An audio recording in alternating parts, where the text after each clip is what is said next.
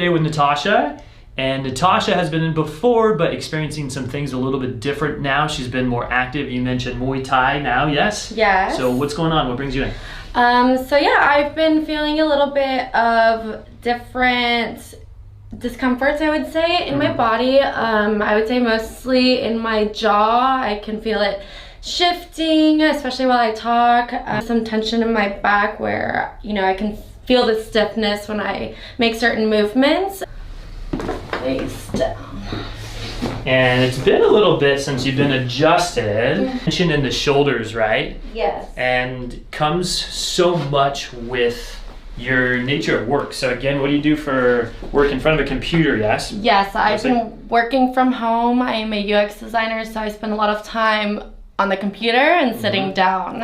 One of the questions we always ask people when they come in is how many hours a day are you sitting or in front of a computer? And that's part of it. So I'm looking at your leg length here, and you told me off camera, Natasha, too, that you felt like things were uneven, right? And your hips? Yes. Yeah, so when we look at the leg length, that's one of the things that we're checking for, and sure enough, for motion and the left side, I don't know if you noticed the right side, it moves normally. There's probably not a lot of tenderness there, but when we push on the left here, so let's have you start on your side facing me this way, please. We're gonna do the hip adjustment first. Arms in the front, just like that, good. And then I'm gonna roll you toward me and you'll feel a little bit of a push at the end. Okay. Oh. Good, perfect. Yep. And then let's have you turn onto your back, face up. A lot of times it just stops moving correctly, or we see it misaligned because of excessive sitting. So got one in the mid back. Sorry, my hands are a little cold. Right there, breath in for me, please. Good, and let it all go. And feel a little push at the end. There. Man, that one, you're not lying. That's the best crack in town. Typically there's two main spots when we're in front of a computer that we'll find more stress or more tension. One of them is right here across the shoulders or the base of the neck, and the spine in the low neck. You feel how that's just stuck? Yes. And then also right here at the top of the neck. This first one is actually technically the upper back. It's the first bone in the upper back. Good. A little bit there. Oh. There we go. And then the very top one, there's just as much there. Good. Perfect. And then I do want to check the jaw now. We always start with the spine first. Okay, so good there, and then close.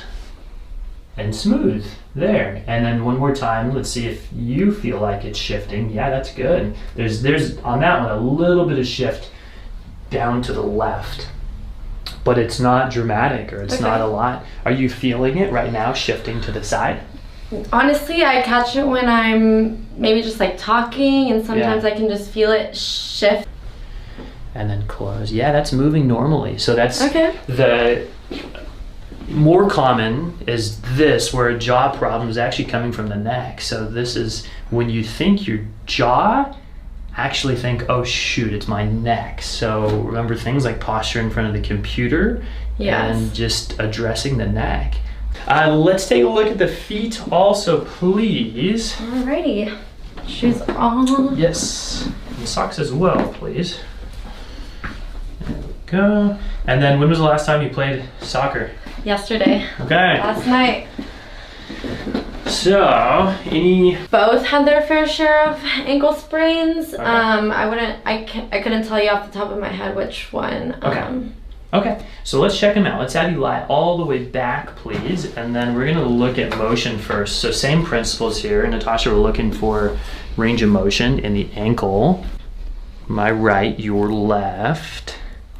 And it starts there, that top bone, that's called the talus, and it's just not gliding. So sometimes it'll cause a little bit of tenderness, and even up into here. So this is really common for soccer players to get like pain through this muscle. Good there. You even heard a little noise. Sometimes you do, sometimes you don't. And on the outside of the foot, right there. Good on that one as well. That's the cuboid. So your arches have dropped. There might be a little bit of tenderness underneath, especially on the inside of the foot here. Okay. Any soreness when I do that? Not sore. Well, okay, were you just, yeah, right there, yes. What do you feel? What does that feel like to you? So I'm gonna bend the knee, let that fall right there, and then I'm gonna make an adjustment to that bone. Good, one more. Good. So that's something that'll help with the arch to create more of an arch in that foot. Okay. It's pretty good. Yeah. And then feeling through the middle of the foot.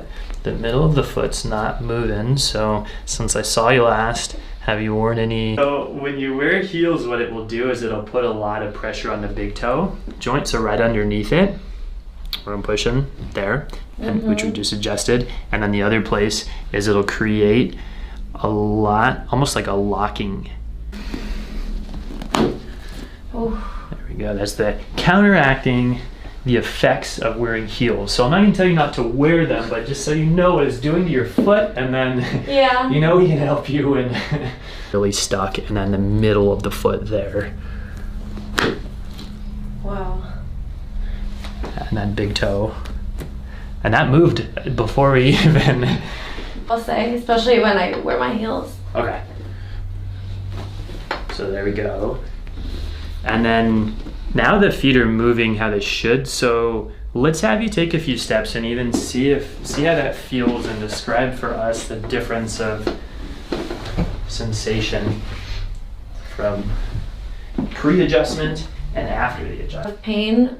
Sometimes when I walk and I'm not feeling it. Good. Is it mostly on the right foot that you feel it, on the big toe? Yeah.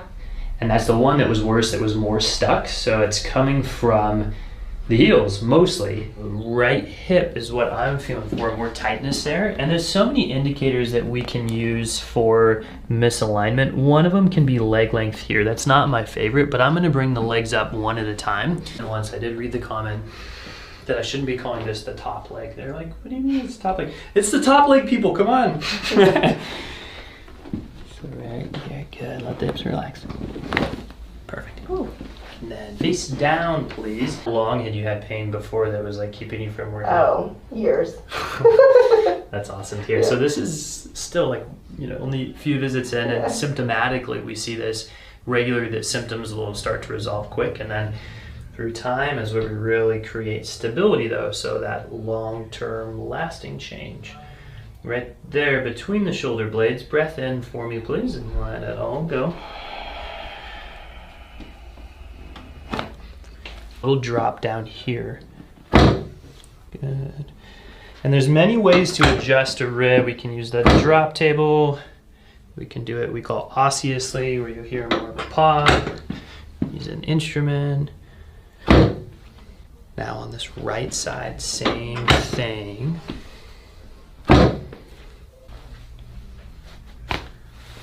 Oh. Good. And that's that. And we can tell that there's been more of a sprain, or significant sprain here, because of how mobile it is. And then outside of the ankle. Good there. How has it been since we've been working on it now? A lot better. It doesn't feel as tight. Good. And then the arch here as well.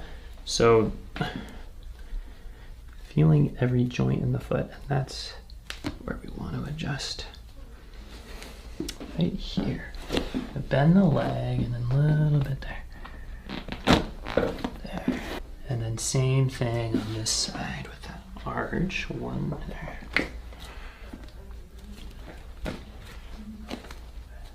That's the favorite thing on YouTube, is the noise, so. And then that. Okay.